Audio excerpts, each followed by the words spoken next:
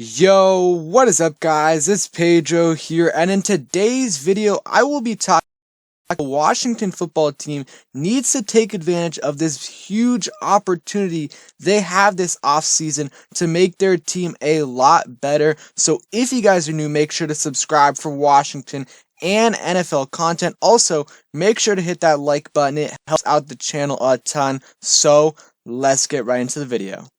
Okay, so let me read this tweet right here from Diana Rossini. She tweeted this out yesterday, and she said, just texted with an NFL head coach about the upcoming cuts and what he expects. He said it's going to be a massacre next week all around the league. And basically what he's saying is a lot of teams that are, over the cap or barely have any cap space at all are going to have to cut some big name players, and it's expected to be a lot. So how does that, affect the Washington football team? Well, the Washington football team currently has about $38 million in cap space.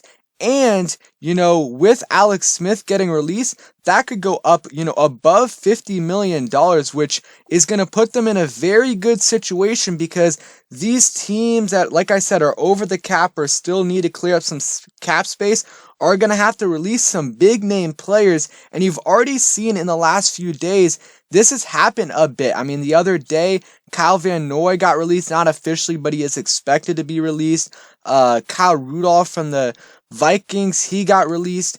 Gabe Jackson got released yesterday, and others as well. Jared Cook, and there's expected to be even bigger names next week, once the teams know exactly what the cap number is going to be. They know what the minimum is going to be, but once they know exactly what it's going to be, then you're going to see a lot more movement, and there could be some big name players that are released. And with the Washington football team expected to have a lot of cap space, and we'll in a bit go over how they could create even more, they're going to be able to get some really good bargains on some players that normally would be going for a lot more than what they're going to sign for.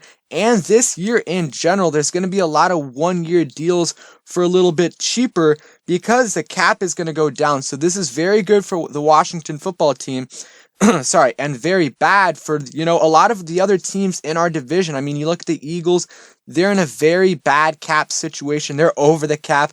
The Giants have a little bit, they have a little bit of space, but not much at all. And the Cowboys have like 18 million cap space, something around that. But still, the Dallas Cowboys, they have $18 million in cap space, and that's without paying Dak and without paying other guys, and obviously without paying their rookie class. And if Dak gets franchised, I don't know how they're going to be able to keep him and not cut someone like Jalen Smith or someone else. There's going to be a lot of big name players, maybe even some Pro Bowlers from last year, or even all pro players that are cut or made available. Maybe someone like Stephon Gilmore.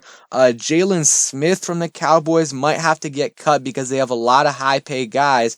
And if they want to, re-sign Dak, they're probably going to have to move on from a couple of players. So the Washington football team is going to be able to get some bargains on players that normally would go for a lot more. They'll be able to get them on a one-year deal, or even more, could be a little bit more, but likely there's going to be a lot of one-year deals, and we could get some big-name players that help out at positions of need, maybe a tackle, but there's not really any big-name tackles, but who knows? Trent Brown, the Raiders have had some trade discussions with him because they also have cap issues. So not only are players going to get cut, but also players are going to be made available via trade, and we'll have leverage in that situation. Let's say if we want to trade for someone like Trent Brown, or whoever it is, we know that the team needs to move on from this player because they need to create cap space. So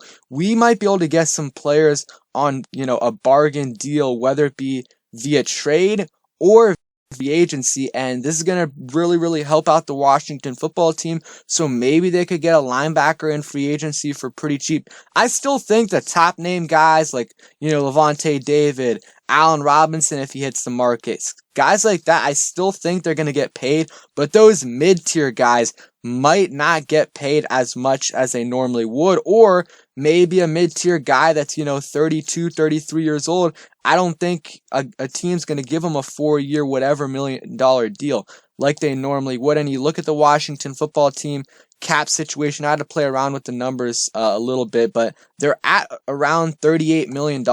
You cut Alex Smith, and you create a lot more cap space. You're at $52.7 million.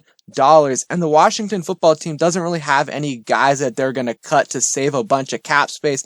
There are some players they could move on from. Let's say you cut John Bostic. That saves you a little bit of money, and you're at about like $56 million in cap space, or $55 million in cap space. There's some other guys you could cut. Maybe you want to cut Troy Apke, even though they might want to keep him because of his special teams. You still save some money. You're at around $56 million. Hey, maybe you want to cut someone like Josh Harvey-Clemens. He's probably higher up on the list. You get the point. We have, a lot. We're going to have a lot of money this offseason to spend, on free agency, whether that be on re-signing Sheriff, Darby, and others, or also going ahead and maybe Allen Robinson if he's available, or maybe Curtis Samuel, or maybe a tight end, or whatever it is. We're going to be able to spend big, and probably there's going to be a lot of teams that normally would be able to spend, but this year, they're just going to be trying to get by. They're just going to be trying to re-sign a couple of their players, because there's teams like the Saints that are like negative $70 million of cap space. They're just trying to get to the point where they can be at zero. That's a lot of the teams are going to be in that situation, and they're going to be cutting big name players that we're going to be able to get. So make sure you guys stay tuned in, social media, my channel, in the next week or so, because like I said, there's going to be a lot of big name players, and Washington could definitely be in play to get some of them. I think right now they're like 6th or 7th in total cap space, but once this Alex Smith move gets processed and some of the other moves get processed around the league, we'll definitely be in the top 5, and that's going to help us out a bunch, and we're going to be able to get a lot of players for a bargain deal, and it could end up helping us a lot. I don't think it's really going to affect the quarterbacks, just because there's not really any big name quarterbacks this year, but it's going to help us, like I said, probably fill that linebacker void, maybe get a cheaper free agent, Jaylen Brown, maybe a wide receiver, etc. Positions like that. So in the comments down below, let me know what players you guys think are going to be cap casualties. What players do you guys think teams are going to have to move on from because of the cap situation this year? Going to be very interesting, and I do expect Washington to maybe sign a couple guys that normally would have been more expensive. They're going to be able to get them for cheaper. So let me know in the comments down below what player you want to sign that you think is going to be a cap casualty, and do you even think Washington, they're going to be involved in this situation? So thank you guys for watching. I hope you guys enjoyed the video. If you did, please smash that like button, subscribe if you guys are new, and turn on those post notifications so you never miss a video, and peace.